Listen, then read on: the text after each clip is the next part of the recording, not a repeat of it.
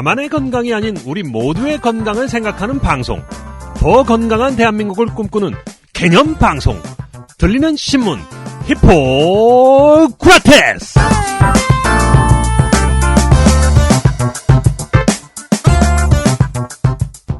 안녕하세요. 청년의사신문 박쌤 박재영입니다. 안녕하세요. 세승 대표 김변 김선욱입니다. 김변 지난주에 부득이한 사정으로 방송을 한 주 쉬셨는데요. 네, 자리를 비웠죠. 청취자분들께서 많이 아쉬워하셨습니다. 아이, 설마요. 네. 진짠데? 그래요? 네. 청취자분들보다 우리 제작진이 더 아쉬워했나? 그러면? 그렇겠죠. 김변이 없어가지고 방송이 또 샜네, 옆으로. 네, 지난주에 오늘은 좀 그럼 빨리 끝내자라고 했는데 더 오래 걸렸어요. 그래서 김변이 있어야 옆길로 안 새고 빨리빨리 잘 진행이 되는구나. 아니죠. 청취자분들께서는 옆길로 새는 걸 또 즐겨하시는 분들도 옆길로 있으니까. 샜는데 재미가 없었던 거지. 그래요. 네. 지루했어요. 네. 우회로가 좀 긴 우회로였나 보네요. 그제도 제가 어느 모임에 갔는데 갑자기 희구라 얘기가 나왔어요. 김변 너무 웃기다는 거지. 거기 계신 분이. 그래요? 이 언어 코드가 맞는 사람이 100만 분의 1에 한 명씩 있더라고요. 그래서 그래요? 참 이러고 이제 웃고 말았죠. 네. 네. 자, 어쨌든 앞으로는 웬만하면 우리가 둘이 같이 해보도록 노력을 해야죠. 네. 예, 그렇게 좀 제가 안 나오니까 확실히 좀 존재감이 올라가고 좋네요. 가끔 빠져야겠네. 그런 것 같기도 해요. 네. 네. 자, 든 자리는 알아도, 네. 몰라도, 난 자리는 안다고, 아쉽더라고요. 제가 들어와서 희구라에 굴러온 돌이 박힌 돌 빼냈다. 이렇게도 평가하시는 분들도 계시더라고요. 네. 누가 그런 평가를. 네. 네.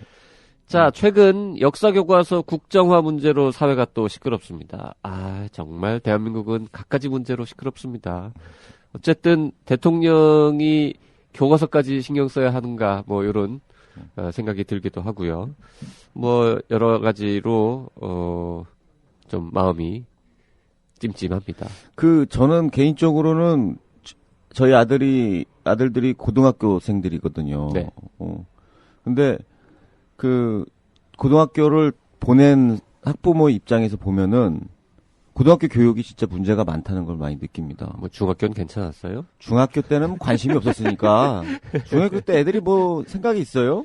근데 이게 수업이 제대로 이루어지지도 않고 있고 네. 그래도 교과서 읽어주는 분이 훌륭하신 분이다.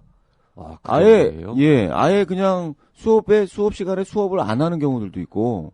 아예 안 한다는 건 뭐예요? 안 들어온다는 거예요? 그러니까 들어오긴 하는데 네, 그냥 한 5분 정도 하고 나머지는 알아서 해라. 모르실 거예요. 박성순 PD 같은 경우에는 아니면은 딴소리하고. 그래서 그 소수가 그렇겠죠. 우리 아니에요. 우리 또 교원 단체에서 항의 들어오면 어떡하려고 그래. 항의 들어도 되는데 이거 진짜 문제가 심각합니다. 우리 때만 해도 선생님들이 매들고 돌아다니고 우리는 많이 맞았죠. 네. 저희 때도. 기분 안 좋으면 때리고. 네. 그것도 문제긴 하잖아요. 때리고. 예. 그것도 문제긴 하죠. 폭력도. 근데 우리 아들들 얘기로는 좀 요즘은 때려줬으면 좋겠대. 요즘은 때리지도 않고 가르치지도 않는다. 네. 이런 건가요? 그러면? 그리고 배울 거 있으면 학원 가서 배워라. 그럼 결국에는 돈 있는 사람들은 학원 가서 배우는데 돈 없는 사람들은 가서 배울 데도 없는 거예요, 이게. 근데 그게 국정교과서하고 고등학교 교육이 문제가 많은 거하고는 좀 딴 얘기잖아, 또. 그러니까 국정교과서가 있으면 뭐 합니까? 가르치질 않는데. 오케이, 알겠습니다. 그게 문제라는 거죠. 자, 어쨌든 우리 교과서 얘기를 계속 할 수는 없으니까 의료계 뉴스를 전해드려야죠. 잠시 쉬었다가 바로 신기한 뉴스 전해드리겠습니다.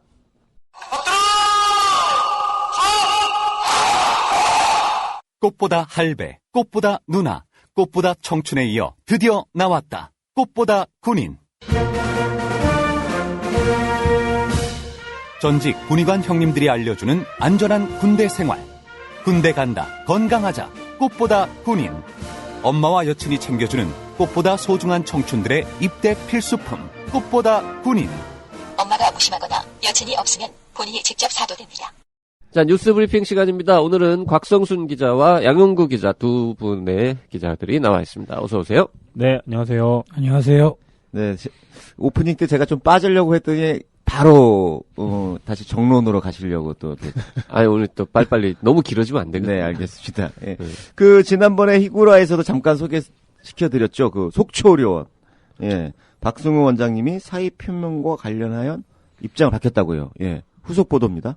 예. 네, 일전에 한번 본인께서 이 사퇴를 하겠다라고 이제 기자회견을 하겠다고 기자들한테 문자를 보냈었어요. 그게 지난 9월 30일에 이제 자기가 입장 표명을 하겠다라고 얘기를 했었는데 본인 스케줄이 또 이제 어긋나 버려서 그걸 한번 일정을 미뤘었거든요. 네. 그래서 이제 13일 날 이제 본인께서 얘기를 하시기를 자기는 이제 공식적으로 사의를 표명한다. 근데 그 뒤에는 정치권의 압박이 있었다라고 이야기를 하셨거든요.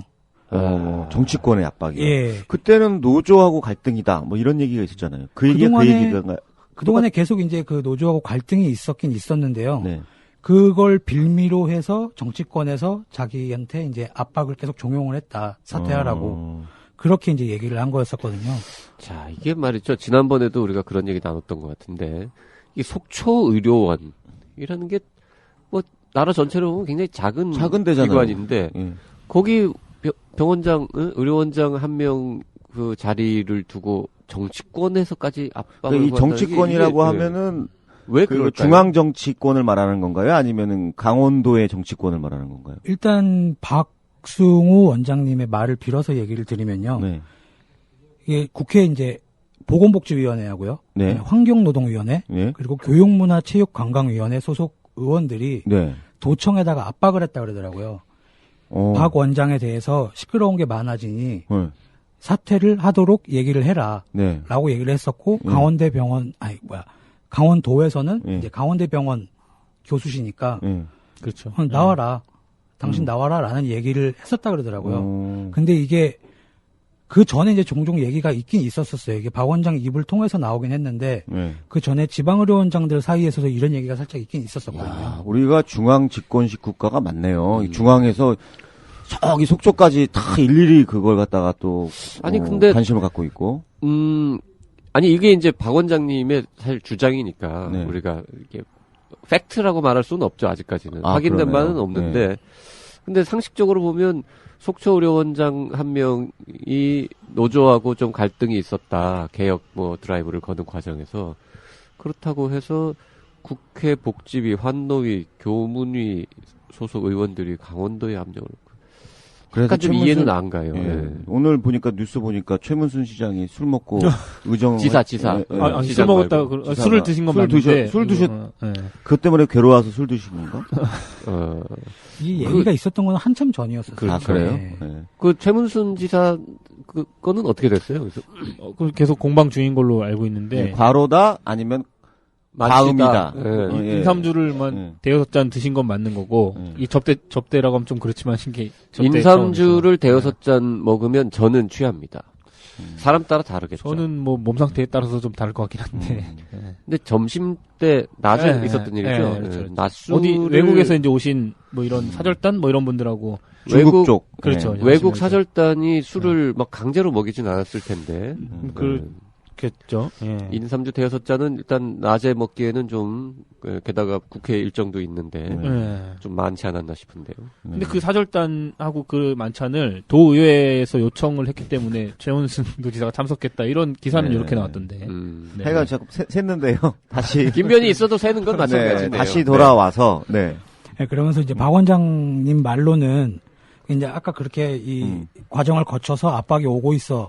그러니까 본인이 소속돼 있는 강원대병원에도 이 여파가 올 거다라고 생각을 해서 본인은 내년 6월이 임기 만료지만 지금 사퇴를 하겠습니다라고 이렇게 공식적인 기자회견을 발표를 한 거고요. 그리고 그 과정에서 이제 본인이 속초의료원을 개혁을 하고 경영 개선을 하려고 그랬는데 그 과정에서 노조가 걸림돌이 됐다라는 얘기도 했었거든요. 이게 그동안에 계속 이 경영 개선 문제로 이 갈등이 있어 왔었던 거였거든요, 노조하고. 그래서 실제로 강원도에 있는 5개 지방의료원들이 대부분 다 심한 적자인데, 이 속초의료원의 박 원장이 2013년에 부임을 하고 나서 경영 개선을 시작을 했거든요. 그때 이제 노조에서 뭐라 그래야 되죠? 그 임금 상향 폭을 높여달라 또는 그에 합당한 뭐 임금을 달라라는 이 요구하는 과정, 요구안들이 서로 안 맞으면서 계속 이제 갈등이 있었고 노조가 작년 8월에 이제 그걸 가지고 파업을 했었어요. 그거 가지고 이제 계속 고소 공방전이 이어졌던 게 지금까지 이어져 오는 거였거든요. 어이구. 근데 어쨌든 노조 입장은 다르죠. 노조는 박 원장 사퇴를 두고 환영의 뜻을 보였네요. 예. 노조 입장에서는 일단은 환영할 만한 일이죠. 본인들이 그 주창해 왔었죠. 계속 이제 거의 1년 넘게를 얘기를 해왔던 건데 결국에는 박 원장님께서 사퇴를 하시니까 노조 입장에서 이제 환영한다. 이제 그동안 노사 관계를 파탄으로 몰았던 박 원장이 사퇴를 하는 거는 새로운 시작이고 새로운 전환기를 맞이하는 속초의료원이 전환기를 맞이하는 거다라고 얘기를 하면서 요게 요번 건을 이제 계기로 해서 이 정상화가 되길 바란다라는 입장을 밝혔습니다. 그러니까 저 정확한 그 팩트들을 좀 찾아봐야 되겠지만은 노조하고 경영 개선을 하겠다는 병원장하고의 갈등은 결국에는 노조 그 적자 병원의 적자 자체가 그 비용 특히 급여 인건비가 그렇죠, 너무 많죠. 크다. 그래서 그 부분에 대해서 조금 허리띠를 졸라매자라고 얘기를 했을 것 같고 노조에서는 그건 좀 자기 생계하고 그렇겠죠. 연관되어 있기 때문에 그건 안 된다라고 얘기를 했을 것 같고 그 갈등이 그렇죠. 가장 큰 포션이 아니었을까요? 그런 것 같아요. 아무래도 그 박 원장이 그날 기자회견에서 한 말 중에 하나가 이 경영을 개선해야 직원들에 대한 복지를 더 해결을 하든 공공의료기관이니까 공공의료 사업을 더 하든 아니면 그동안 밀렸던 임금 체불에 대해서 그걸 해결을 해주든 할 거 아니냐. 근데 이렇게 걸림돌이 되면은 안 되는 거 아니냐라는 이제 식으로 얘기를 했거든요. 야, 뭐가 먼저인지는 모르겠지만은 네. 그러면 뭐 후임 박 원장님 뒤에 오시는 분은 똑같은 문제를 갖고 있을 거잖아요. 후임은 어떻게 정하는 거예요, 그러면? 그 박 원장 같은 경우는 제가 알기로는 저번에 한번 몇 번 제가 소개드렸는데 그 공공의료 그러니까 대학병원에서 지역 거점 대학병원에서 공공의료기관 이렇게 공공의료 이런 데다가 이제 의사 네. 파견해주고 이러는 거 제가 그렇죠. 한번 그 소개드렸잖아요. 프로그램의 네. 일환이었죠. 그 프로그램의 일환으로 이제 가신 분이거든요. 근데 그때 제가 취재할 때 들어보면 가시려는 분들이 많이 일단 없으시고 가봤자 이제 메리트도 별로 없고 얻는 것도 없고 소명의식을 갖고 가시는 분들이 많은데 이제 요 분이 이제 이렇게 갈등 관계 하다가 뭐 법적 분쟁도 하고 뭐 이렇게 해서 만약에 그만두시면 구휘임으로 이제 비슷한 급의 분이 가셔야 되잖아요. 연세도 좀 있으시고 대학 교수 뭐 이러시면 더 좋겠지만 그래서 쉽지는 않을 것 같아요. 찾는 게 후임을 찾는 것도. 후임은 이미 정해진 것 같더라고요. 아직 누구라고 이렇게 확실히 얘기는 안 이렇게 밝혀지진 않았는데 이미 내정한 예. 이미 정해졌다고요? 이미 내정한 사표는 엊그제 냈는데? 그러니까요. 아니요, 사표를 낸 게 아니고요. 사의를 표명한 거고, 사표를 내는 날짜도 16일 내지는 19일 사이에 아직 내겠다. 사표도 안 이렇게. 냈는데 네. 후임은 결정되어 있다. 그렇다면은 왠지 이미, 압력설이 그럴듯한데. 더 네. 그 박 원장 얘기가 이해가 되는 부분이 있네요. 근데 아마 박 원장은 이제 강원대학교 돌아가신 교수 분입니다. 신분으로 있다가 지금 공공병원에 사람이 부족하다 해서 대학병원에서 이제 인력을 파견하는 그렇죠. 형태였는데 후임은 그런 형태가 아니라 그냥 외부에서 이렇게 지원해서 들어가는 아마도 그러셨을 것 형태가 같아요. 될 것 같고 네. 의사가 아닐 수도 있겠네요. 그러면 그럴 수도 있지 않을까요? 네. 보통 이제 공공의료 원장이 네, 저기 지방의료 원장은 의사가 아닌 사람들도 있으니까. 그래요? 아닌 경우 네, 강원도에도 몇몇 분들은 그런 분들이 만약에 계십니다. 의사도 가능성이 아니고 큰것 의료 같습니다. 분야에도 특별한 전문성이 없는데 어디 좀 엉뚱한 사람이 하늘에서 이렇게 뚝 떨어지면은 우리가 이제 그런 경우를 전문 용어로 이제 낙하산이라고 하고 그 낙하산을 꽂기 위해서 그럴 뭔가 수 있고. 정치권의 압력이 있었다라는 추정도 해볼 수 있겠군요. 어쨌든 후임이 누군지 좀 궁금해집니다. 그 자리가 그렇게 좋은 자리예요? 뭐 월급이 많거나 뭐 어떤 이해관계가 많거나 그렇습니까? 글쎄요, 뭐 어쨌든 갈 사람이 기관장이니 가고 싶어하는 분들이 있겠죠. 김변은 뭐 가라 그래도 안 갈 거 아니에요. 집도 멀고 일단 모르니까 못 가죠. 네. 네. 가서 뭐 꽂아놓은 보릿자루처럼 앉아가지고 그런 게 제일 싫거든요. 뭐 어쨌든 뭐 참 지방의료원 하나 관련해가지고도 굉장히 오랫동안 뉴스가 여러 개 시끄럽네요. 나오네요. 넘어갑시다. 뭐 더 냄새가 중요한 난다 냄새가. 더 중요한 뉴스 하죠. 뭐. 자, 요거는 뭡니까? 환자 상태 악화에 대해서 병원 측이 배상을 해주지 않자 SNS에 병원 비방 글을 올린 환자에게 유죄가 선고됐다. 네. 이런 일이 있었습니까? 이런 일이 있었다고 하더라고요. 네. 그러니까 이게 이제 핵심은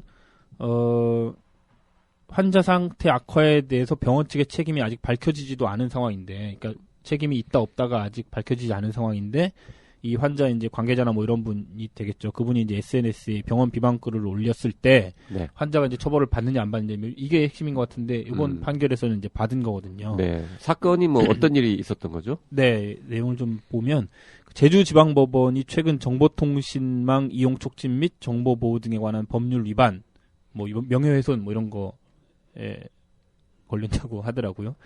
명예훼손 말만 하면 왜 웃어요? 네.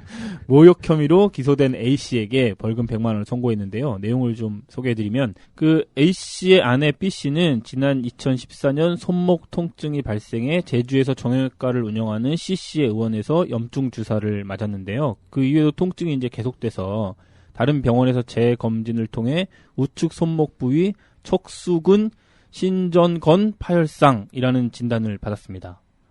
네. 어렵네요.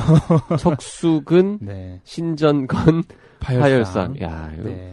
참, 그러니까 척수근이라는 건 네. 손목에 있는 조그만 근육의 이름이고요. 네. 신전은 이제 굽혔다 폈다 한다는 뜻입니다. 이게 다 신전이? 옛날식 그 한자 용어라서 그런데 신전, 그러니까 손목을 굽히고 펴고 하는데 쓰이는 건은 이제 인대잖아요. 그러니까 그렇군요. 척수근을 사용하는데 쓰이는 인대가 파열됐다 이런 뜻이네요. 네. 그렇군요. 그 말은 이해하겠는데 뭐 정확하게는 저도 네. 모릅니다. 아무튼 요런 건데 그래서 이제 A 씨가 이제 화가 나시니까 C 씨의 시술로 아내에게 이런 파열상이 발생했다며 손해배상을 요구했고 이제 의료 분쟁으로 그게 간 거죠. 그러면서 이제 책임 소재 공방이 지금 벌어지고 있는 상황에서 A 씨가 이제 자신의 SNS를 통해서 아내의 그 팔목 사진을 올리면서 그 밑에 글로 아내가 C씨의 정형외과에서 염증 주사를 맞았는데 주사 바늘이 힘줄에 들어가 팔목 힘줄이 녹아버리는 사고를 당했다. 이런 내용의 게시글을 일단 한번 올리셨고요. 그다음에 거기에 이제 댓글을 여러분들이 막 다셨을 거 아니에요. 거기다 또 댓글로 법이란 게 없다면 의사 가족의 삼족을 멸하고 싶다. 돌팔이 의사에게 아내가 주사를 잘못 맞았다. 이런 내용을 게재를 해서 예. 삼족을 멸하고 싶다. 예. 그래서 이제 재판부는 A 씨가 C 씨를 모욕했다 이렇게 이제 판단을 해서 벌금 100만 원을 선고한 이런 내용입니다. 재판결문 보니까 명예를 훼손했다라는 말도 있고 모욕했다라는 말도 있네요. 그러니까요. 둘 다 있네요. 죄가 적용이 동시에 될 수도 있어요, 김변 이게? 그럼요. 네, 아, 사실도 이거요? 적시. 그러니까 거기서 주사를 맞았다는 건 사실이잖아요. 그러네요. 근데 뭐 삼족을 멸하고 싶다. 뭐 이런 것들은 이제 평가 사실과 평가가 다 들어갔기 때문에. 다 들어갔기 때문에. 명예훼손 및 모욕죄가 그러네요. 같이 들어갔고. 네. 이런 부분들을 지금 의료 소송을 진행하고 계신 분이 뭐 네. 그런 거 하면 안 된다는 거를 좀 알고 계셨을 텐데 좀 너무 감정적으로 가시지 많이 않았나 받으셨나 봐요. 싶어요. 근데 그 SNS에 뭐 이렇게 비방하는 글 올린다고 무조건 유죄가 되는 건 아니잖아요. 예, 그렇죠. 예, 좀 언제 그 정도에 유죄고, 따라서 네. 좀 달라지는데요. 네. 이제 특정성이 제일 중요하고. 특정성. 그러니까 여기처럼 그러니까 의사 C가 이렇게 이제 특정을 해버리면 일단은 이제 걸리는 건데 가령 뭐 C의 이니셜만 따가지고 일반인들이 보면은 누군지 잘 모르게. 예를 들어서 이제 곽성순 정형외과에서라고 쓰면은 조금 문제가 커지고 기역 정형외과 뭐 이렇게 쓰면은 그렇게는 좀 작아지거나 무죄가 될 수도 있고. 시읒 정형외과 이렇게 하면은 조금 더 커질 수 있고 중간이고 뭐 그런 거죠. 애매하네요, 이것도. 네, 그렇게 되고. 그러면 뭐 예를 들어서 광모 씨의 아들 모성순 씨가 운영하는 뭐 이런 식으로 쓰면은 다 걸리겠네요. 그렇죠. 그러니까 그리고 또 여기 가서 시술을 받으신 분들을 조심하십시오. 뭐 이 정도로 쓰는 거는 또 명예훼손은 아니에요. 그래요? 모욕도 아니고. 이거는 왜냐하면 의료사고 발생할 수도 있으니까 조심해라. 여기뿐만 아니라 다른 데도 좀 그런 부분들이 있다. 약간 정보성 멘트가 되겠군요. 공익성이 들어갔다라고. 조심하십시오 정도는. 그 정도는 괜찮은데 이제 여기서 했고 문제가 있고 뭐 더 나아가서 돌팔이 어떻게 뭐 하고 싶다, 뭐 돌팔이다, 뭐 이러면은 싶다. 이제 문제가 제대로 걸려버리는 거죠. 네. 100만 원을 선고하면서 안 내면은 노역까지 1일 10만 원으로 환산해서 10일 동안 노역을 시키겠다라는. 이건 일반적으로 있습니다. 따라오는 건데 이제 1위를 얼마나 보느냐에 따라서 황제 노역이다, 뭐 아니다, 뭐 그런 얘기들 그때 나오잖아요. 제일 비싸게 준 게 얼마였죠? 5천만 원이었던가요? 뭐 그때 억짜리도 있잖아요. 억짜리도 있었나요? 그래요? 네. 예, 뭐 서남대학 뭐 이사장. 아, 그분이 그게 그건가요? 그분인가요? 아니 그건 아닌가? 어떻게 평가하는 건가요? 하루에 그거는 이제 그 제가 볼 때 사람의 그냥- 경제적 능력 뭐 네, 등등 그래요? 그다음에 재판부하고 친소관계 뭐 이런 얘기가 그러니까 있죠. 서나무대 그 이사장 그러니까 판사가 그러니까 그 뭐라 그래야 돼? 이게 벌금의 액수를 하고 이 사람을 노역을 시킬 수 있는 어떤 우리가 무슨 노역을 무슨 2만 날 이렇게 시킬 수는 없잖아요. 할 수 있는 그러니까 그- 적당한 수준에서 해가지고 그 다음에 나누는 거 아니에요, 그냥? 그렇겠죠. 네. 네. 그런 식으로밖에 안 되는 거예요. 굉장히 억울할 수 있는 누가? 아니 이렇게 뭐 이렇게 받으신 노역형을 받으시는 분들 중에 네. 누구는 뭐 억이고 누구는 뭐 10,000원이냐 뭐 이렇게 억울하실 수도 있겠네요. 그렇죠. 이게 100만 원에 이 10일간 노역이면은 그러니까요. 황제 노역하는 분들은 한 뭐 2분 정도 2분 일하는 정도 하면 그냥 뭐 되는 거를 10일 동안 일해야 되고 뭐 이것도 이런 식이 좀 되는 문제가 있죠. 문제 있죠. 음. 예. 네. 문제가 있습니다. 있죠. 네. 이걸로 인해서 결국 불평등이 그러니까요. 야기되잖아요. 음. 그러니까 가난한 사람들은 좀 더 일을 더 해야 되는 뭐 거잖아요. 이런 얘기가 되니까 네. 이건 좀 사법부에서 좀 이건 정리를 한번 해줘야 됩니다. 그러니까요. 공평한 잣대를 네. 내야죠 이런 거에는. 자, 어쨌든 이거는 비방에 대한 형사 사건에서 유죄가 선고된 거고 의료 사고 자체에 대한 소송은 또 전혀 별건인 거잖아요. 그렇죠. 네. 네. 영향을 혹시 주나요? 이렇게 명예훼손 그러면 이제 의사 입장에서는 소송 중에 반소라 그래가지고 자기도 명예를 훼손당했기 때문에 그리고 유죄가 나왔다. 그러니까 이것에 대한 정신적인 충격이 있으니까 설령 의료사고로 얼마를 줘야 된다 하더라도 거기서 얼마 까야 된다. 이런 소송을 제기할 수가 있죠. 그러니까 빌미를 주는 거예요. 그래서 그러니까 하면 안 되는 행동을 네, 하시는 거네, 지금. 하시지 말아야죠. 네. 예, 소송으로 들어갔으면 법의 판단을 받고 그걸로 가야 되는 거죠. 그러니까 요즘 분노 조절을 잘 못한다 뭐 이런 네, 얘기들 그렇죠. 많이 나오던데 이게 이제 그 뭐 오죽 답답하고 그러셨겠죠. 분노하셨을까 이해는 네. 되지만 이렇게 함으로써 결국 진짜 의료 소송이라든지 이런 분쟁에서 오히려 손해를 보시게 된다라는 거죠. 그렇죠. 그렇죠. 네. 그러니까 우리나라에서 이게 이제 현대 문명국가고 법치국가면은 분쟁에 대한 해결 방법을 법원을 통한 민사소송 이렇게 해놓고 그 사인에 의한 그러니까 이 일반인들이 자력구제라고 하죠. 가서 자력구제. 가서 좁힌다든지 좁히기 좀 그러면 이렇게 말로 죽인다든지 뭐 이런 거는 하지 말라는 거거든요. 네. 자력구제 이게 참 듣기엔 좋은 말인데 알고 보면 이게 가서 좁혀는 거거든요. 가서 좁히든지 네. 뭐 찌른다든지 아니면 말로 해서 명예를 훼손시킨다든지 이런 거 하지 말라는 거. 저기 보복 뭐 이런 거죠. 보복. 그렇죠. 근데 여기서 보면은 또 삼족을 멸한다 이런 표현 때문에 더 안 좋게 보지 않았나 싶어. 이건 아주 굉장히 봉건적인 생각이잖아요. 이거는 굉장히 열을 많이 받으셨나 봐요. 네. 이런 아니 표현은. 그리고 이 의사 입장에서 또 생각해 보면 의사가 이 환자나 이 부인이나 뭐 저 남편이 만나봤을 거 아니에요. 뭐 이렇게 그렇겠죠. 소리도 들었을 거고 그런 상황에서 뭔가 좀 이렇게 난폭하고 소리도 지르고 뭐 이런 일이 갈등이 있는 상황에서 SNS에 가족 얘기까지 나오면서 뭐 삼족을 멸하고 싶다 무서울 이런 수도 얘기가 있- 나오면 무서울 굉장히 수도 무서울 있- 거예요. 무서울 수도 있어요. 진짜로. 요즘 또 워낙 그런 뉴스들이 네. 많아서. 네. 그래서 이 부분은 조금 대응이 거칠었다. 네. 그러면서 거칠은 것에 대한 책임을 지신 사안이 아닌가 싶습니다. 네. 네. 뭐, 아무튼 뭐 네. 의료소송이나 이런 거를 하시는 분들은 조심해야 되는 부분, 조심이라는 표현이 맞는지 모르겠지만 그렇죠. 뭐 네. 해서는 안 되는. 네. 네. 그러니까 뭐 그 순간에 이르면 아마 저도 분개해가지고 그럴 수도 있을 것 같아요. 네. 이런 유혹 내지는 이렇게 하고 싶을 것 같아요. 그렇지만 당해본 적이 그거를 없어요. 갖다가 네. 우리나라 제도에서 인정 안 해주고 있기 때문에. 그러니까 네. 분노 조절 장애라는 게 자기가 이 일을 하면은 나중에 더 큰 불이익을 얻을 수 있다는 거를 당연히 아는 사람, 모르고 저지르는 경우는 없다라는 거죠. 원래 조금만 생각해보면 아는데 그 판단을 못할 만큼 흥분하는 상태가 되는 거니까. 자, 뭐, 요 뉴스는 요 정도 하겠습니다. 우리 네. 억울한 일이 있어도 너무 흥분하면은 오히려 손해를 본다는 네, 그럴 조언을. 때일수록 좀 더 냉정해지셔야 될 필요가 있습니다. 그럴 때일수록 전문 변호사와 상의해야 돼. 네. 근데 뭐 변호사가 더 화를 돋구고 막 그러면 안 돼요. 그런 변호사도 또 있을 거예요. 이 의뢰인의 분노를 왜냐면은 부추겨서. 자꾸 분쟁이 발생해야지. 네. 그걸로 인해서 이해관계가 생기니까. 네, 네. 맞아요. 요새 제가 그런 걸 안 하니까 좀 사무실이 어렵나. 네. 요새 안 하셨다는 건 예전에 좀 하셨다는. 옛날에도 안 했어요. 네. 자, 우리 다른 얘기로 우리 65세 이상 그 어르신들 무료 인플루엔자 예방 접종 요새 많이 하고 있죠. 네, 네, 예, 네. 지난번에도 한번 소개시켜 드렸는데요. 근데도 여전히 문제가 계속되고 있는데 그 질병관리본부가 분산 접종으로 해결할 수 있다. 이런 말만 되풀이하고 있다면서요.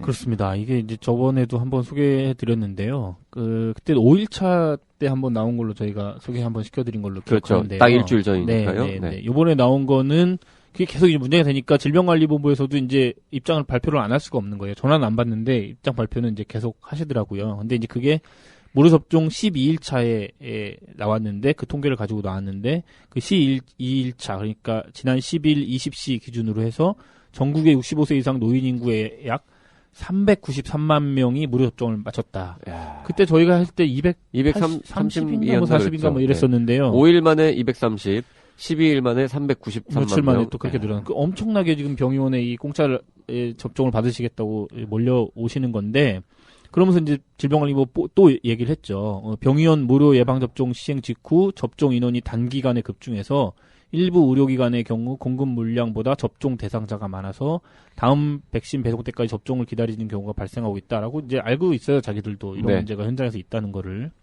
근데 이제 질병관리본부가 그 다음에 말한 게 일부 지정 의료기관 요청 수량을 전부 공급 시 특정 기관에만 접종 편중이 심화될 수 있고 사업 종료 후 백신 폐기량 최소화 등을 고려해 지역 내 분산 접종 유도 및 순차적으로 백신을 공급 중에 있다.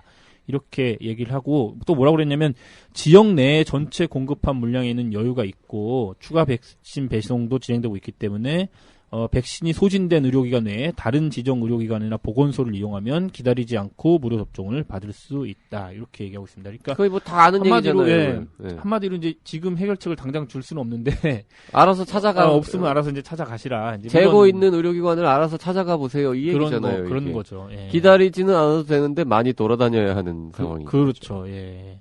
근데 이게 참 그 현장 얘기를 좀 들어보면 애초에 이제 백신을 주문을 할 거 아니에요, 이제 의료기관에서. 네. 그럼 처음에는 이렇게 주문하면, 100도스를 주문하면, 다 안 주고 한 70개만 주고 막 이랬대요. 그래가지고 그런 데서 이제 모자라니까 더 줘, 막 이런 경우들이 발생을 하고 있는 거거든요, 지금. 네. 그러니까, 현장에서도 되게 답답한 상황이고, 이 질병관리본부는 이 숫자상으로만 보면, 백신이 이미 다 뿌려졌는데, 그리고 남는 백신들도 충분히 있는데, 이게 없는 데가 자꾸 생기고 아우성이 나오니까 자기네들도 이런 지금 뭐라 그러죠? 대책밖에 내놓을 수가 없는 상황인 거죠. 그러니까 우리가 지난주에 김변 없을 때도 얘기를 많이 했지만 아니 이게 처음부터 좀 네?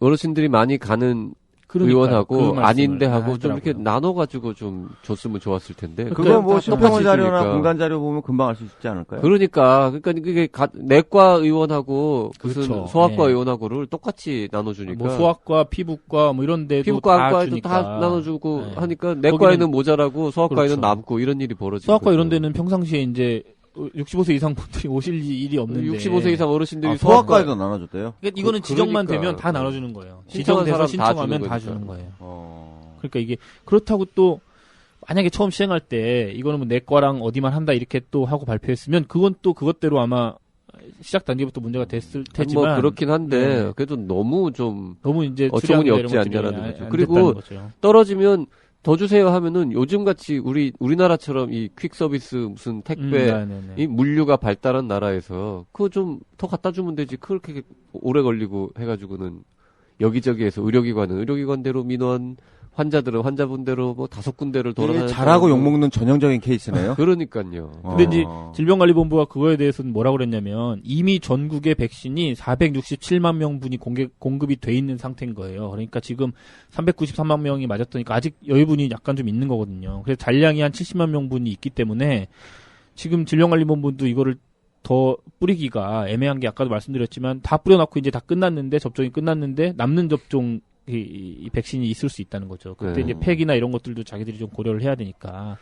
그렇기 때문에 아까 말씀하신 것들 처음에 이제 나눠줄 때 그런 물량 조절을 잘 좀 해서 환자가 많은 곳에 좀 더 주고 없는 곳은 조금 덜 주고 뭐 이런 게 좀 있었어야 되는데 그게 없이 이제 신청하는 대로 주니까. 그러니까 뭐 예측하는 게 어렵다는 거는 이해는 합니다만 그래도 초반에 좀 일을 좀 잘못한 것 같고요. 근데 어쨌든 뭐 전화를 건다거나 뭐 홈페이지에 이렇게 들어가서 어디에 백신이 있다거나 뭐 찾아볼 수 있는 시스템이 있긴 있다면서요. 최근에 마련했습니다. 이제 요 문제가 되고 나서 현장에서 이제 그런 요구가 계속 있으니까 그 예방접종 도움이라는 사이트가 이제 질병관리본부에서 운영하는 게 있는데 거기에 이제 들어가시면 그 예방 백신 남아 있는 곳, 물량 있는 곳 이런 것들을 검색할 수 있게. 그게 정확할까요, 근데?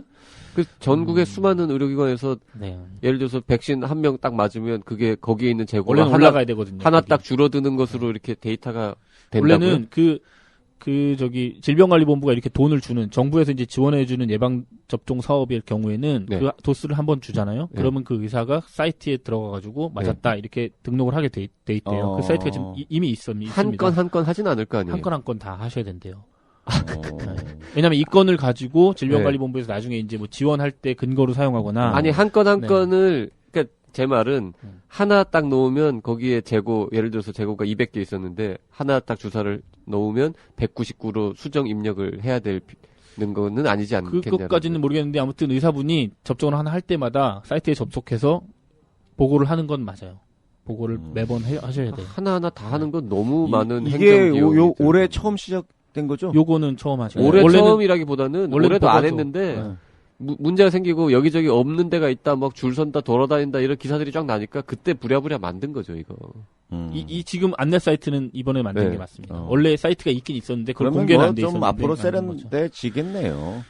그래야죠 요번 그렇게 이게 한번 혼란을 겪은 다음에 꼭 이제 방안을 그리고 뭐 좀 딴 얘기긴 하지만 정말 한국인들은 놀랍지 않습니까? 이거 뭐 며칠 늦게 맞는다고 큰일 나는 거 아니고 그건 예방접종 그냥 뭐 감염 가능성을 조금 줄이는 차원에서 하는 건데 11월 언제까지 기간이 되어 있잖아요. 한 달 반인가를 기간을 줬는데 첫 5일 만에 막 200 몇십만 명이 가서 줄 서갖고 맞고 막 이러는 거죠. 그리고 실제 이제 몇몇 의료기관 같은 경우는 첫째, 둘째 날에 확 환자가 왔다가 그래서 이제 다 소진되고 추가 주문을 해서 왔어요. 왔는데 그다음부터 환자가 안 오는 거지. 그러니까 이거 어떻게 해야 되냐고 벌써 물어보신 분들도 있으시더라고요. 정말 내년에는 홍보를 언론이나 뭐 이렇게 정부가 여러 루트를 통해서 홍보를 조금 덜 해요. 홍보를 조금 덜 해가지고 초반에 약간 약하게 하고 이제 저 접종 인원수 봐가면서 그다음에 또 조금 더 하고 이렇게 해가지고 마지막에 며칠 안 남았을 때 집중적으로 아직도 안 맞으셨습니까? 이렇게 홍보하고 이렇게 해야 되지 않을까요?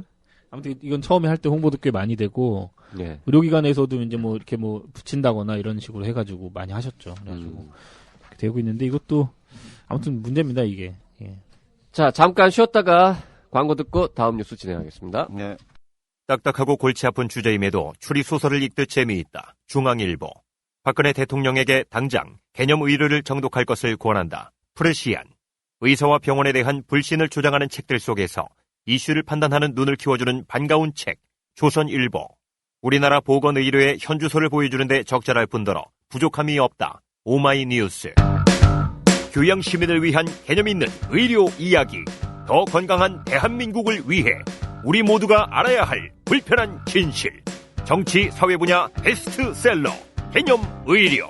온라인 오프라인 서점에서 절찬 판매 중. 자, 이번에는 약간 좀 황당무계한 뉴스 전해드리겠습니다. 손금으로 환자를 진단하고 치료한다, 뭐 진료한다는 한의원에 대해서 지방자치단체에서 행정처분을 요청했는데 복지부가 무혐의 처분을 내렸다. 이런 뉴스예요. 네, 뭐 어떻게 된 거죠? 많이 황당하실 텐데요. 일단 그 사건을 좀 소개를 해드릴게요. 부산시 동래구에 위치한 A 한의원이라는 곳이 있는데요. 이것이 이제 홈페이지를 통해서 손금으로 질병을 진단하고 치료한다는 광고를 해오다가 지난해 9월 지역 보건소의 의료법 위반으로 적발이 되셨답니다.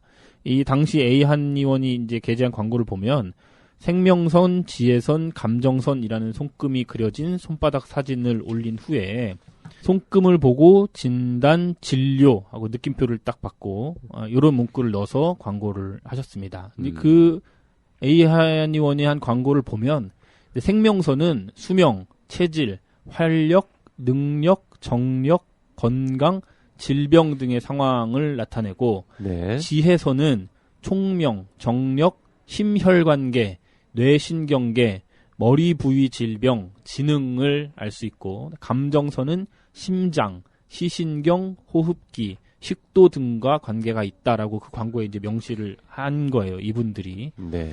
이 같은 광고가 이제 의료법을 위반했다는 민원이 제기됐고, 그래서 이제 동래구 보건소가 A 한의원이 의료법 제66조 1항 1조를 위반했다. 이제 이게 비도덕적 진료 행위 이런 문구인 것 같아요. 그것을 판단해서 지난해 9월에 복지부에 행정처분을 요청했는데 복지부가 이 A 한의원의 손금 진단 진료가 수진이라는 한의학의 한 분야라며 최근 무혐의 처분을 내렸다.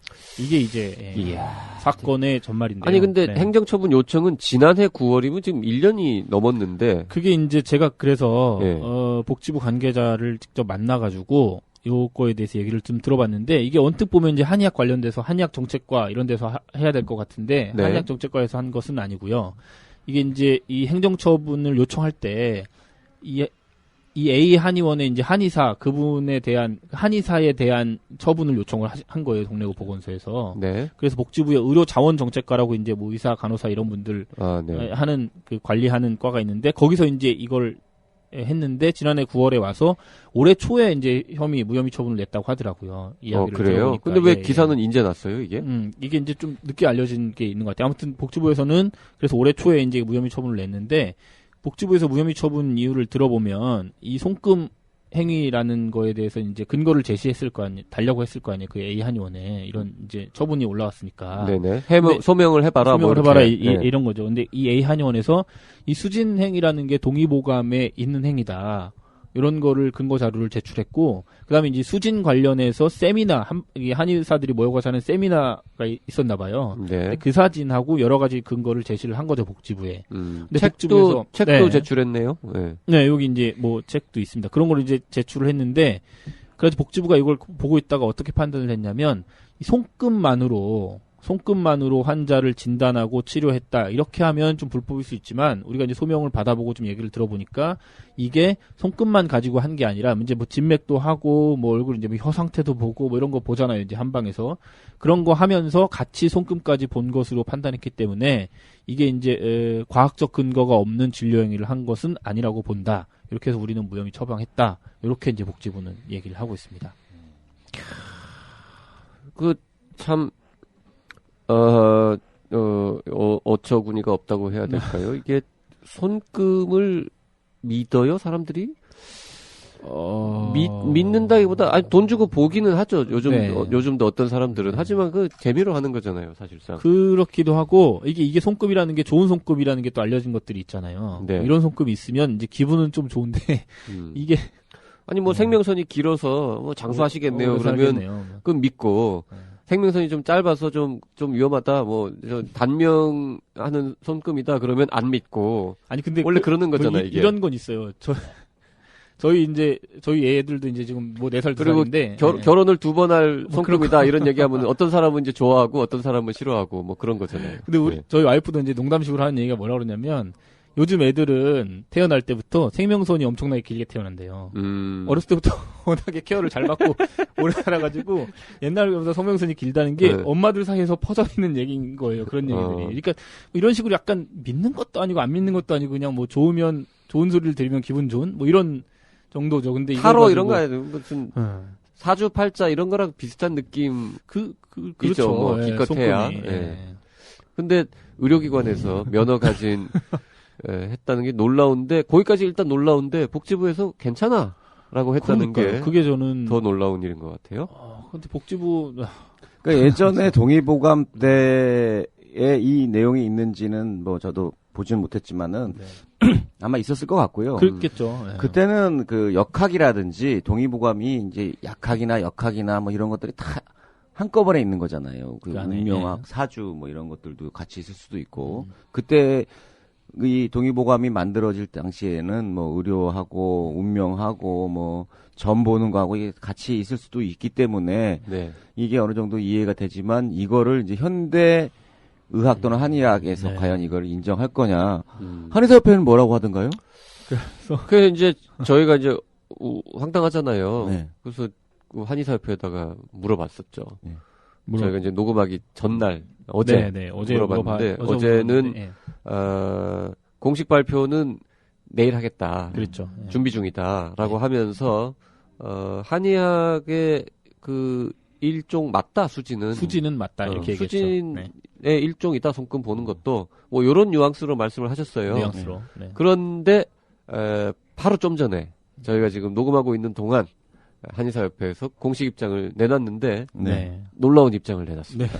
네. 한의협이 전해주시죠, 곽 기자. 네. 냈는데요. 한의협에서 뭐라고 냈냐면 손금은 한의학과 무관하다 이런 공식 입장을 일판 발표를 했고요. 그래서 약간 좀 뭐랄까 이제 저희는 예상은 한의원에서 이제 요 한의원을 감싸는 것처럼 공식 입장이 나오면 요거 큰 판이 한번 벌어지겠구나.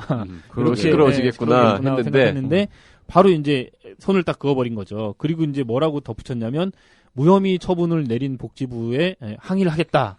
이렇게 한의협에서 지금 입장 그러니까 발표를 이게 했습니다. 사실 의술하고 마술하고 다른 게 뭡니까?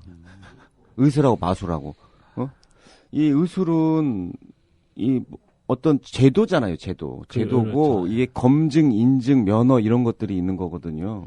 그렇지만 마술은 어떻게 보면은 보시는 분들이 틀릴 수도 있다 또는 뭐 이게 약간의 사기가 들어가 있지만 재미로 본다 이렇게 그렇죠. 딱 재미.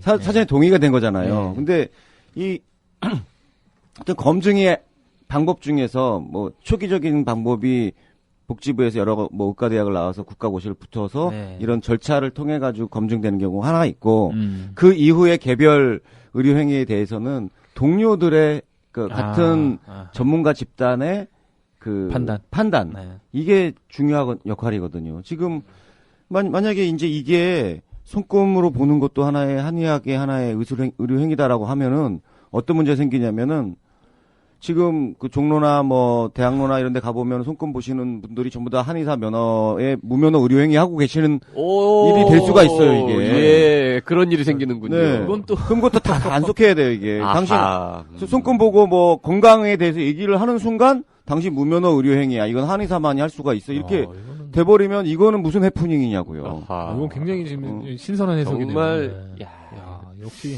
참신해.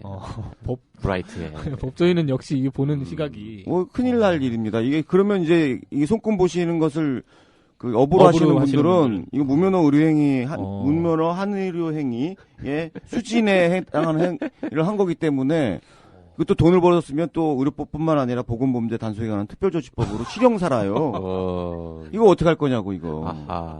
그러니까 이분은 어떤 자기의 어떤 진료에 대해서 확신을 가지고 뭔가 이걸로 환자들한테 보다 좋은 서비스나 내지는 예측을 해주겠다라는 작은 생각 갖고 있지만 이게 큰 파장을 일으킬 수가 있는 사회적으로 거죠. 큰 파장을 그렇기 때문에 한의사협회에서도 이거는 안 된다라고 딱 얘기를 한 겁니다. 한의사협회가 낫네 복지부보다. 그러네요. 이제 복지부에서는 이제 그 이걸 어쩌지 이제 어떡하지 이렇게 되는 거죠. 이제. 지금 이제 큰일 났는데 복지부는 어떻게 해야 되나요? 이게 지금 뭐 이렇게 그렇게까지 큰 게 여기저기 뭐 퍼지지 않아서 논란이 적은데 맞아요. 이거 만약에 시끄러워지면 복지부 상당히 난처하겠네요. 난처하실 거예요. 또 어저께 제가 만나보서 그냥 이건 제 느낌인데 느낌상 이 건을 그렇게 크게 이렇게 중요하게 생각 안 했겠죠. 안 하셨던 것 같아요. 뭐 복지부뿐만 아니라 법원에서도 예전에 그 레이저를 한의사가 할 수 있느냐라고 했을 때 무죄가 나온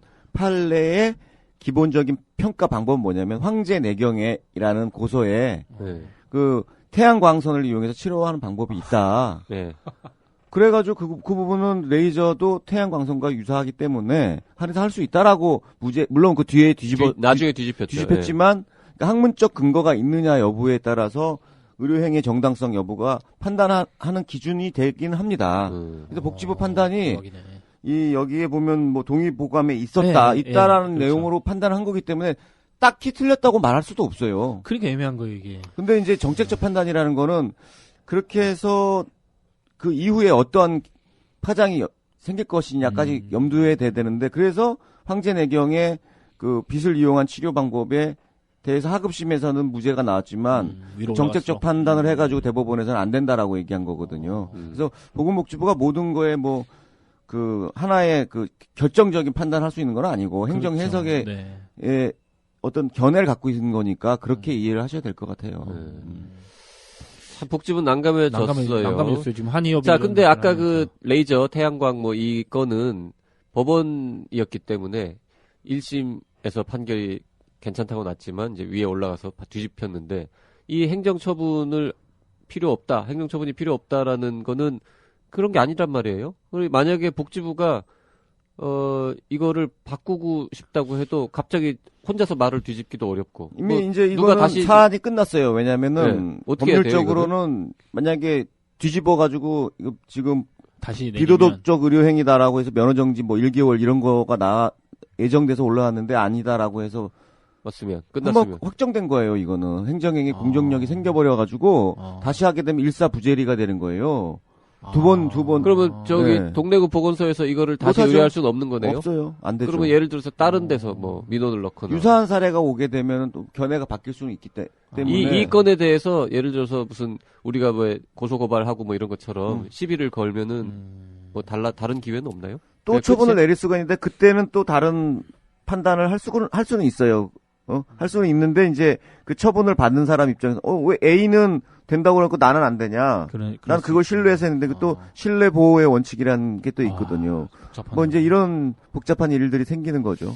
그러게요. 이거 이제 일단 적어도 이 A 한의원과 관련해가지고는 더 일어날 수 있는 일은 없고 예, 이미 이제 끝났어요. 끝났군요, 이걸로. 이거는. 예. 일사부재리. 해프닝으로 끝나겠는데요. 예. 예. 그렇겠네요. 한의사협회에서 손금 보는 것도 한방 의료 행위야라고 주장했으면 했으면 이제 그게 판이 그러면 좀 이게 조금 더 거졌는데. 어떤 식으로든 한의사협회는 아마 그것까지 고려했을 거예요. 자기 회원이 또 다치지는 않겠다. 네. 이렇게, 이런 사람은 극히 드물다. 뭐 이렇게 받겠죠. 그러니까 또 다치지는 않을 거기 때문에 그러니까 우리가 복지부에 항의한다 하더라도 다시 처분할 수가 없기 A 때문에 한의원에 대한 처분은 네. 없을 것이기 때문에 네. 그거는, 보호도 되고 네. 또 이제 이 이거 A 아니다라고 한의원도 보호할 수 있고 면도 나머지 회원들한테도 별 피해가 없고 예, 경계를 이제 주는 거죠. 제대로 이제 주고. 하지 말라라는 얘기죠. 네. 그러면 한의사협회에서 굉장히 이 절묘한 수를 낸 거네요. 그렇죠. 훌륭한 선택을 그러면서 내린 건가요? 상당수의 사이비 한의사들이 경고를 준 거고. 경고를 준 거죠. 손금으로 그리고 건강을 대다수 건드리지 마라. 한의사들은 저런 짓 안 한다라는 그렇죠. 이미지도 주고 그렇죠. 예. 뭐 굉장히 이렇게 자정 활동을 그러니까요. 하는 자정 열심히 기능이 하는. 있는 조직인 것처럼 이걸 계기로 피해 보신 분들은 그 대학로나 아까도 얘기했지만 이렇게 앉아서 좌판에서 손금 보시면서 건강에 대해서 네. 얘기하시는 분들을 이 피해 본 거죠. 그 곽 기자 어디 대학로에 가서 손금 보는 분들 그쪽을 좀 취재를 해봐야 되는 거 아니에요? 그래서 뭐라고 얘기하시죠? 주로 애정운 이런 것만 보시라고 하시면 건강에 대해서 막 질문을 하는 거지. 일단 그분들은 제가 건강은 어떻습니까라고 했는데 뭐라 얘기를 하면 그 의료 녹취를 해가지고. 예. 근데 가끔 농담입니다. 예, 네. 그 건강 프로그램 보면은 손금을 통해 가지고 아시는 분들이 뭐 있나요? 위나 뭐 이런 데가 안 좋다 이렇게 네. 보시는 분들이 있더라고요. 손금으로 보내요. 그게 네. 이제 뭐 눌러보거나 뭐 이런 거는 뭐 근데 있는 거. 아까 그게 수준 아닌가요? 그 광고에 보면 생명선이 뭐 수면과 체질, 그러니까 환경, 그게 능력, 너무 저거 정력, 건강, 질병 이 하는데 이게 말이 됩니까 이게 상식적으로 손금은 평생 안 바뀌잖아요. 맡기죠. 그러면 바뀐다던데요? 에이, 있나요? 뭐 바뀌어봐야 뭐 아주 미세하겠죠. 그래서 손금 성형도 한다던데. 한텐 안 바뀐다고 치면 예. 이게 심장 능력이나 뭐 시신경, 뭐 식도 이런 거가 평생 똑같은 상태를 유지하지 않잖아요. 좋아졌다 뭐 나빠졌다 하는 거고 정력도 좋아졌다 나빠졌다 할 수 있는 거고 머리 총명한 거는 쭉 똑같은 것 같긴 해요. 네. 이 세상에 안 바뀌는 거는요. 죽는다. 이거 빼고는 다 바뀌는 것 같은데. 그잖아요. 어쨌든 옛날에 그런 말, 죽는다는 뭐든지 죽는다. 이거 물론 뭐 헬라셀 같은 게 세포같이 계속 살아있는 경우들도 있지만 네. 예? 대부분 다 죽잖아요. 네. 그거 영원 불면의 가치 그거 하나 있고 아니 뭐 손금도 변하겠지. 예전 그러니까. 뭐 고생 많이 하면 손금 변한다고 이런 얘기 하시는 분들 어르신들 중에 있잖아요. 이렇게 잔주름 많아지고 막 이런. 그 사람은 누구죠? 그 세상에 확실한 거는 딱 두 개밖에 없다. 벤자민 프랭클린이든가 하나는 죽음, 하나는 세금. 피할 수 없는 건 두 개밖에 없다. 세상에 피할 수 없는. 네. 그런 세금. 얘기도 했었죠. 우리나라는 근데 피하시는 분들도 그렇죠. 세금은, 네. 중국으로 가는 조이팔 씨 같은 경우 많이 계신 걸로. 틀렸네 그럼 그 말이. 네. 자 어쨌든 빠졌네요. 또. 굉장히 나름 웃기고 좀 재밌는 사건이 벌어지는 듯 했으나 했는데, 예. 한의사협회에서 이거는 후속 보도 취재가 또 들어가줘야겠네요. 후속 보도 지금 하고 있었죠. 하고 계속 하고 있었는데 있어요. 예, 한의사협회에서 그건 한방의료행위가 아닌데라고 하는 바람에 새로운 또 방향으로 흘러갈 것 복지부 같습니다. 견해가 복지부에 복지부에 다시 물어봐야죠. 네. 그래서 복지부는 할 말이 없겠는데 복지부만 지금 약간 애매해진 상황이 복지부만 됐네요. 속된 말로 바보된 그러니까요. 분위기인데요. 지금 네. 행정처분 그냥 했어야 하는데 아니 그리고 그때 좀 물어봤으면 재밌는 거는 이 이제 문제가 됐잖아요. 그 해당 한의원에서는 이걸 지웠어 광고를. 지웠습니다. 예. 바꿨어요. 이게 시비가 걸린 다음에 네. 자진해서. 그렇죠. 누가 그걸 버젓하게 있겠어요. 근데 복지부에서는 괜찮다고 판결을 했고 그 다음에 한의사협회에서는 저거 아니라고 또 얘기를 했고. 뭐라고 바꿨는지는 설명을 좀 드려야 될 것 같은데 네. 손금을 보고 진단 진료 느낌표 이렇게 제가 아까 문구가 있다고 말씀드렸잖아요. 근데 네. 이거를 한의학의 망진법 진단 동의보감 내경 일부분의 수록 이렇게 이제 그리고 그림은 예, 손 사진에다가 선 이렇게 쭉쭉 그어져 있는 그림을 쓰다가 원래 예. 그 선 그어져 있는 거는 빼고 빼고 그냥 손 그림만 넣었다고 그 하더라고요. 한의사협회 뿐만 아니라 한의과 대학에서 손금을 봐서 병을 진단하는 과목이 있는지도 한번 취재해 보시죠. 있겠어요. 있으면은 한의사협회에서 이런 얘기 안 했겠죠. 있으면 하기가 그 동의보감에 어렵죠. 예. 있는 내용을 다 가르치지 않고 다 맞지도 않죠. 아니, 그러니까 동의보감이 그 시기에 그 벌써 몇백 년 전이잖아요. 뭐 400년 전인가 뭐 500년 전에 그 당시로 그 시점에는 뭐 한국 최고 내지는 뭐 세계 최고의 의사였을 네. 수도 있다고 봅니다. 네. 그 당시의 지식 수준에서는. 하지만 거기 있는 내용 중에 뭐 지금 보면 뭐 아들을 낳는 딸로 바꾸는 방법, 뭐 딸을 아들로 바꾸는 방법도 있고 투명 인간도 나오고 뭐 죽은 그렇구나. 사람 살리는 법도 있고 이런 식이기 때문에 그런 거 다 빼고 그래요? 버릴 건 버리고 그 중에서 좀 의미 있어 보이는 것들은 또 살리고 이래야 되는데 그냥 동의보감에 있으면 오케이 이렇게 해가지고는 곤란하다라는 거죠. 투명 인간 이런 것도 있나요? 거기? 있다 그러더라고요. 아니 오히려 이번 기회에 손금을 통해서 건강을 진단하는 새로운 방법을 과학적으로 연구를 하는 것도 좋죠. 손금을 스마트폰으로 모니터링을 해가지고 네, 뭐 질병을 조기 진단하는 거 이런 거 개발하면 노벨상인 거지. 그러니까요. 그래가지고 그렇잖아요. 중국에 노벨상 받으셨잖아요. 네. 트유.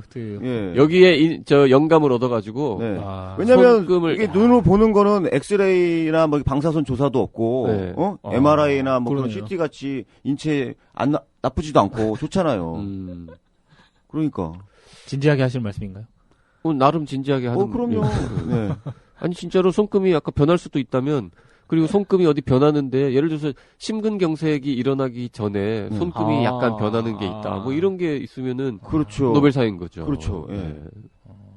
이게 뭐 그러니까 왜 한의학 육성하듯 엄청 몇천억 조 단위로. 조 단위로 들어갔어요. 네, 조 그러니까 단위로 그런 걸 연구할 때 써야죠. 왜? 자, 김변의 의견은 본 방송사의 공식 의견과 상관이 없을 수도 있습니다. 네. 네. 뭐 하여간 네. 곽성순 PD의 의견과 무관한 네. 출연자 개인의 의견입니다. 네. 네. 그러니까 취재를 좀 더 해서 네. 이거를 좀 더 과학화할 생각은 없냐 뭐 이런 것도 좀 물어보셔야 되지. 복지부가 이렇게 이건 인정을 했으니까요. 네.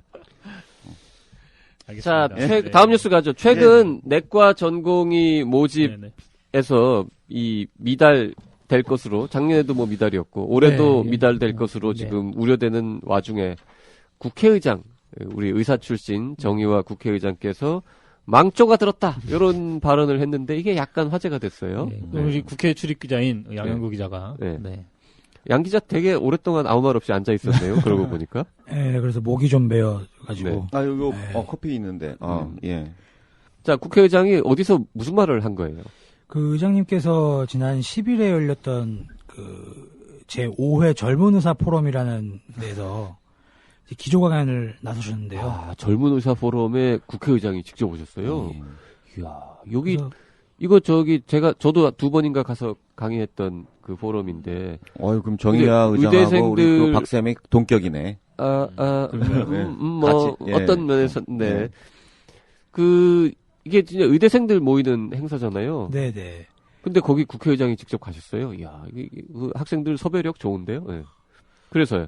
그래서 청년의 꿈이 나라의 미래를 바꾼다라는 주제로 이제 기조 강연에 나서셨는데 그날 이제 말씀을 하시면서 최근 내과를 하려는 전공의 수가 줄었다고 해서 깜짝 놀랐다.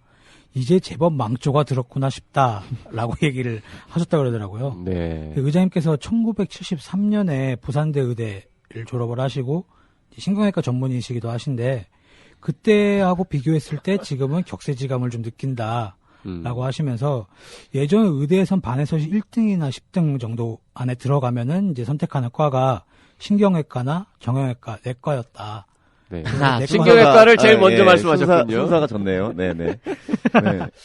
글쎄요, 뭐 모두가 동의할지는 정의아 모르겠습니다. 의장님께서 신경외과 전문의시고 제가- 1등 하셨나 보다. 제가 알기로는 지금 여기에 외과가 없잖아요. 일반 외과가. 네. 그게 약간 좀 문제인 것 같습니다. 그러면서 이제 외과가 그 내과 외과가 저희 공부 잘하는 학생들이 갔다는 얘기 많이 들었는데 네. 신경외과, 신경외과. 정형외과 얘기는 사실은 못 들어봤습니다만 뭐 어쨌든 네. 네. 그런데 요즘 이제 전공의들이 내과를 하지 않고 이제 피부과, 안과, 방사선과, 이 영상의학과입니다. 아 영상의학과를 방사선과라고 또 말씀하셨군요. 네. 옛날 예전 용어로. 예전이니까. 네. 그리고 재활의학과를 선택하고 있다. 그래서 이 영상의학과는 젊은 의사들이 개업을 해서 뭐뭐뭐 방사선과라고 하는데 그게 무슨 방사선과냐. 아주 자학적으로 얘기하면 방사선 사진과다. 어이구, 영상학과 그건- 선생님들. 왜 이랬어요? 어. 이거 무슨 큰일 나겠다. 영상의학과 비하 발언인데 이거는? 엄청난 네. 비발언이죠. 네. 뭐 아무튼 이런 말씀을 하시면서 마지막에는 이 의료보험 수가를 적정 수준으로 좀 책정을 해야 된다. 훈훈하게. 라는 이 훈훈한 마무리를 지으셨는데요. 그게 참 이야. 뭔가 아니 뭐 전체적인 뭐 기조 강연 뭐 30분 뭐 1시간 이렇게 하셨을 거니까 그렇겠죠. 전체적인 맥락을 몰라서 뭐 그렇습니다만 요 부분만 딱 잘라 갖고 보면은 일단 부적절해 보이는데요, 발언이. 그렇죠. 예. 이게 뭔가 이제 의사 출신 이 의장님께서 의사들만 있는 자리에 가셔가지고 약간 그런 동질감이나 뭐 이런 걸 느끼시면서 약간 좀 오버를 그러니까 하신 게 아닌가. 네. 네. 저기 그 후배들 그렇죠. 데리고 치킨집 가서 그렇죠, 이렇게 그렇죠, 소주 한잔 그렇죠. 먹으면서 네, 말씀하실 그렇죠. 수 있는 예, 그런 진솔한 얘기를 네. 그렇지, 그렇죠. 예, 굉장히 진솔하게 하신 코엑스에서 네. 네. 코엑스 큰 방에서 네, 하셨군요. 망조의 표현이 뭐죠? 망할 징조다. 망할 징조가 그렇죠. 보인다. 이제. 네. 근데 그런 생각을 하시는 분들이 실제로 많은데 네. 공식적인 석상에서 이렇게 망조라는 표현을 쓰시는 분들은 없죠. 지금. 그래서 뭐 하여튼 수가가 적정해야 된다. 뭐 안 그래 수가가 적정하지 않아서 별의별 일이 다 생기고 있다 이런 말씀하셨는데 재밌는 건 이제 요 네티즌들의 반응 요거와 관련된 제가 본 것 중에 이제 재밌는 거는 이렇게 해서 제법 망조가 들었구나 싶다라는 그 사실을 인제야 깨달으셨느냐. 지금까지 몰랐어요. 요런 이제 반응들. 네. 그런 얘기들이 쭉 있었고 그 다음에 그 의료 수가 적정하게 하고 의료제도 바로잡기 위해서 그렇게 오래 국회의원 하셨는데 그동안은 뭘 하셨나요? 뭐 이런 계열의 이제 질문들. 그리고 이 방사선 사진과 관련 비하 발언에 대해서 이제 부적절성을 지적하는 발언들 뭐 이런 것들이 이제 댓글들이 쭉 달리더라고요. 네. 아무튼 뭐 예.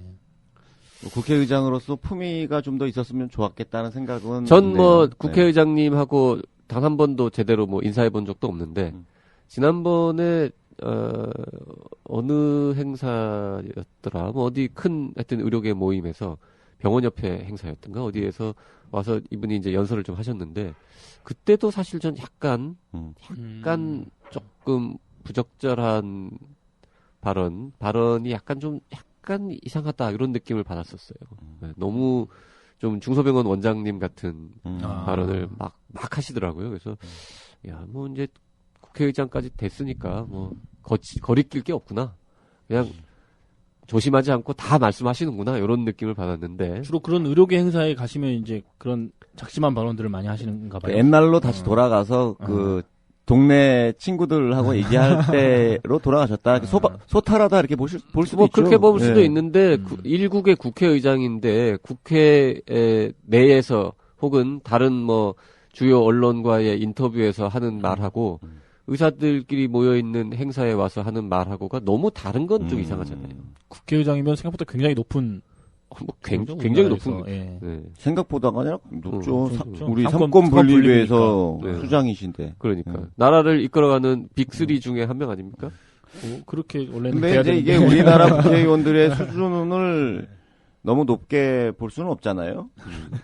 거기에 장이시기 때문에 또 그렇죠. 그 밑에 휘하의 국회의원들 뭐 다 개별적 헌법기관이긴 하지만 하긴 뭐 290 수준을 몇 명, 맞추기 위해서 또 290 몇 명 중에 제일 훌륭한 사람이다라고 해도 그렇게 또 훌륭하진 않을 수 있어요. 응? 그렇죠. 그렇죠? 네. 네. 훌륭하신 분들도 물론 있지만 내년에 총선이 있잖아요. 있죠, 그래서 예. 우리 박선 같은 이렇게 좀 스마트하시고 박쌤이 잘 찍어야 할 텐데 좋은 사람. 예, 네. 영리하시고 이런 분들이 투표를 꼭 하셔가지고 그러니까 그 얘기 할 줄 알았어. 네. 자, 그 방사선과 이 방사선 사진과 이런 발언에 대해서 뭐 영상의학과 측에서 뭔가 코멘트하거나 이런 건 없었어요? 모르시나? 뭐, 학생들한테만 말해서?